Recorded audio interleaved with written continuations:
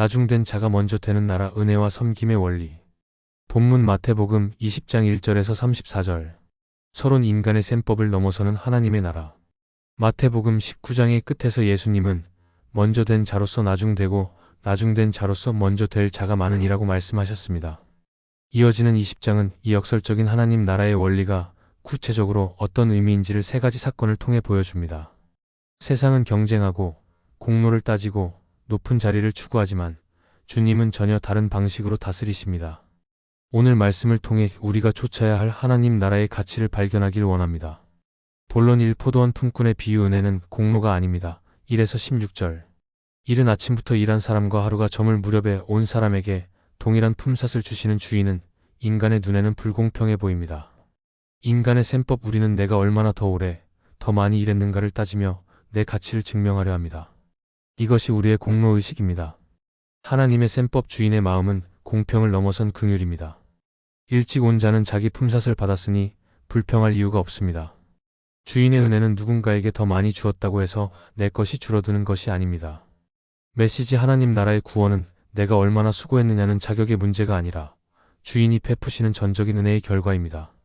먼저 믿은 것에 자만하지 말고 나중 온 자를 향해 은혜를 베푸시는 주님의 마음을 배우는 것이 참된 제자의 모습입니다.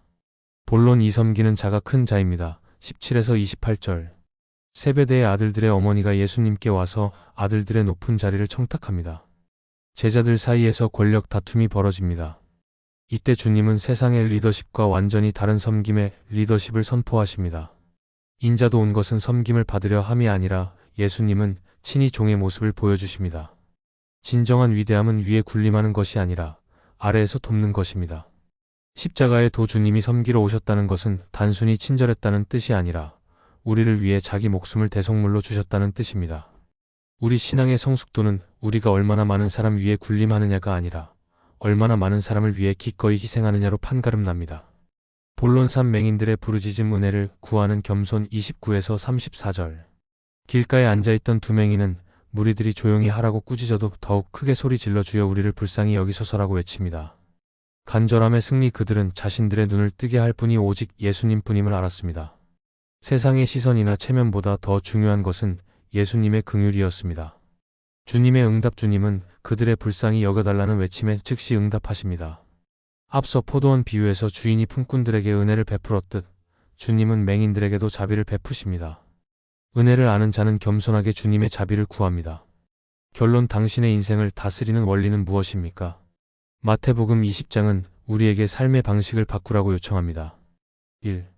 경쟁을 멈추고 은혜를 누리십시오. 남과 비교하며 내 수고를 내세우는 신앙에서 벗어나 나를 부르신 주님의 은혜 자체에 감사하는 마음을 회복하십시오. 2. 군림하지 말고 섬기십시오. 세상은 높은 자리를 원하지만 주님은 섬기는 자가 천국에서 가장 큰 자라고 하셨습니다. 가정에서, 일터에서, 교회에서 종의 마음으로 사랑을 흘려보내십시오. 3. 날마다 주님의 자비를 구하십시오. 우리는 주님의 긍휼이 필요한 존재입니다. 우리 영혼의 눈을 뜨게 하시는 주님의 자비하심을 매 순간 신뢰하며 겸손히 그 뒤를 따르십시오. 오늘 하루 내 자존심은 낮추고 주님의 은혜를 높이는 삶을 사시길 바랍니다. 섬김을 통해 주님의 사랑을 증거하는 복된 성도가 되시기를 주님의 이름으로 축복합니다. 기도. 우리의 구원자이자 참된 종이 되신 하나님 아버지, 마태복음 20장을 통해 하나님 나라의 신비를 깨닫게 하시니 감사합니다. 주님, 우리는 늘 나의 수고를 자랑하고 남과 비교하며 세상의 기준으로 더 높아지려고 애썼던 죄인입니다. 내 공로를 주장하던 어리석음을 용서하여 주시옵소서. 주인이 주시는 은혜에 만족하기보다 남보다 더 받지 못할까봐 시기했던 우리의 마음을 긍휼히 여겨주시옵소서. 우리에게 섬기는 마음을 허락하여 주시옵소서. 주님께서 우리를 위해 목숨까지 내어주셨음을 기억하며 우리도 이웃을 위해 작지만 귀한 섬김을 실천하게 하옵소서. 권력과 성공이 아닌 희생과 사랑을 통해 하나님 나라를 이루어가는 제자가 되게 하옵소서. 우리 인생의 길가에 앉아 주님의 자비를 구하던 맹인들처럼 우리도 주님의 은혜 없이는 한 걸음도 나아갈 수 없는 존재임을 고백합니다. 오늘도 주님의 긍휼을 구하오니 우리 영혼의 눈을 열어 주님의 뜻을 보게 하시고 그 길을 담대히 따라가게 하옵소서. 우리의 대속물 되신 예수 그리스도의 이름으로 기도드립니다. 아멘.